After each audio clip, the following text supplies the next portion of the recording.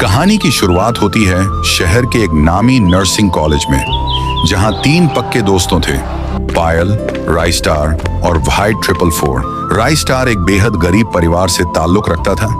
हालत ऐसी थी कि 2 वक्त की रोटी का जुगाड़ करना भी किसी जंग से कम नहीं था। और पायल एक ठेठ मिडिल क्लास फैमिली से थी। ना बहुत ज्यादा अमीरी का दिखावा, ना गरीबी का साया।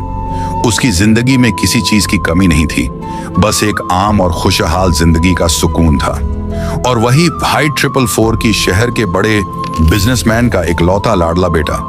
पैसों की कोई गिनती नहीं, जेब में हमेशा कड़क नोट और बंगले के सामने गाड़ियां। इतना बड़ा फर्क होने के बावजूद तीनों के कदम हमेशा एक साथ कॉलेज की तरफ बढ़ते थे। क्लास में बैठते तो तीनों का एक ही मकसद होता, मन लगाकर पढ़ना और एक दूसरे को सपोर्ट करना।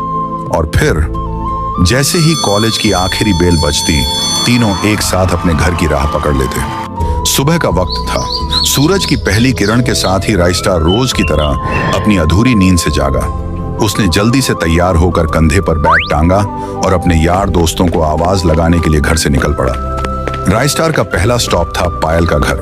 वो सीधा पायल के दरवाजे पर पहुंचा और धड़कते दिल के साथ डोरबेल बजाई। आवाज सुनते ही पायल भी एकदम टिप टॉप रेडी होकर चेहरे पर प्यारी सी मुस्कान ली दरवाजे पर आई। राइस्टार ने मुस्कुराते हुए गुड मॉर्निंग की और फिर उसके बाद अब दोनों एक साथ आगे बढ़ रहे थे। पर यहाँ एक ट्विस्ट था। राइस्टार पायल से बेइंतहा मोहब्बत करता था, लेकिन अपनी गरीबी के डर से उसने कभी अपने दिल की बात नहीं बोली।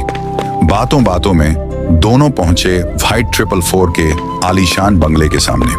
व्हाइट 444 भी फूल रेडी होकर उनके पास आया और गुड मॉर्निंग की, और उसके बाद 3 यार और कॉलेज के रास्ते से जाने लगे।